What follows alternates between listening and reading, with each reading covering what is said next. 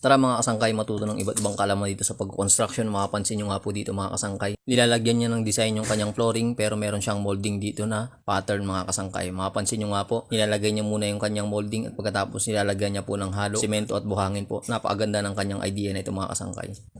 Dito naman mga kasangkay, magkakat siya ng perfect na siruho instead na eskwala o ibang mga gamitan ang gagamitin niya. Ang gagamitin niya rito ay masking tape mga kasangkay. Naglagay siya ng tiles doon sa kanyang malapit sa may siruho at pagkatapos inactual niya yung paglalagay ng masking tape. Kaya niya o pinaikutan niya yung hamba na paglalagyan niya ng tiles. Tapos pinuhitan niya po gamit yung lapis. Tapos tsaka niya po tinanggal na yung tiles at tsaka masking tape. Tapos yung i-install niyang tiles, inactual niya po yung doon, yung pagguguhit. Pinatong niya yung kanyang masking tape doon sa tiles na i-install niya at sinundan niya lang po yung dulo ng masking tape na magiging siruho. Kaya niya po mga kasangkay, nilinawan niya po yung pagguguhit. Matapos niya nga po mga kasangkay na maguhitan, yan, kanya na po yung kakat gamit yung kanyang machine. So napakagaling po ng kanyang paraan nito mga kasangkay na pwede pala natin magamit yung masking tape para makuha yung perfect na siruho kapag tayo ay magta-tiles o nag-i-install ng tiles.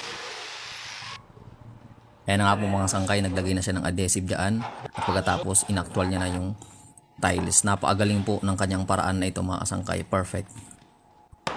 Dito naman mga kasangkay, gagawa siya rito ng cutting disc na pangkahoy. Pero ang gagamitin niya rito mga kasangkay ay karton. Ginamit niya ang kanyang cutting disc na pangbakal para maging pattern pagkatapos ginuhitan niya at kinat niya. Pagkatapos niya nga pong magupit, ini-actual niya na sa kanyang grinder mga kasangkay. Hinigpitan niya po ito at pinandar. Mapansin nga po natin dito mga kasangkay, actual niya meron siyang kahoy dito.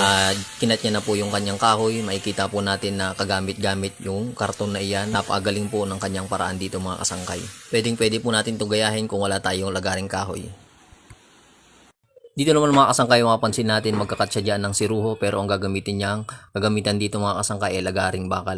Ayan nga po, 2 peraso, pinagdikit niya po yan para magsilbing ruler at pattern sa pagkuha ng perfect na siruho. Mapapansin po natin na yung kabilang lagaring bakal ay dinikit niya doon sa gilid pagkatapos itong kabila ay inaktual niya doon sa may kakatan niya ng siruho. Napakagaling po ng kanyang idea na ito mga kasangkay. Dito naman mga kasangkay, mapapansin po natin na nag-aangat sila ng yero. Instead na buhatin nila pa isa sa pataas, may ginamit sila dyan na technique na napakagaling ng kanilang idea. Dito naman mga kasangkay, mapapansin po natin na ating kasangkay nagdi-design siya rito sa kanyang gamit yung mga plates na flat bar na hinuwisan niya ng bulaklak at dahon. Nilalapat niya lang po yung plates niya doon sa wall at pagkatapos pupukpukin niya gamit yung martilyo. Napakagaling ng kanyang idea. Dito naman mga kasangkay, makapansin po natin na yung flooring nila ay nilagyan nila ng design na box at pagkatapos nilagyan nila ng iba't ibang kulay o hugis ng bato. Binubudburan po nila pa square mga kasangkay. Pansin nyo nga po, pagkatapos nilalapat po nila, ayan, binabapping po nila mga kasangkay gamit yung machine na yan. Pero bago nila i-bapping o gamitan ng machine na yan mga kasangkay, kailangan na-establish na yung kanilang flooring. Tuyo na at hindi nalulubog yung kanilang machine kapag inilapat doon. Pansin nyo nga po, naging makintab yung kanilang flooring na parang winax. Napakagaling po ng kanilang idea na ito mga kasangkay.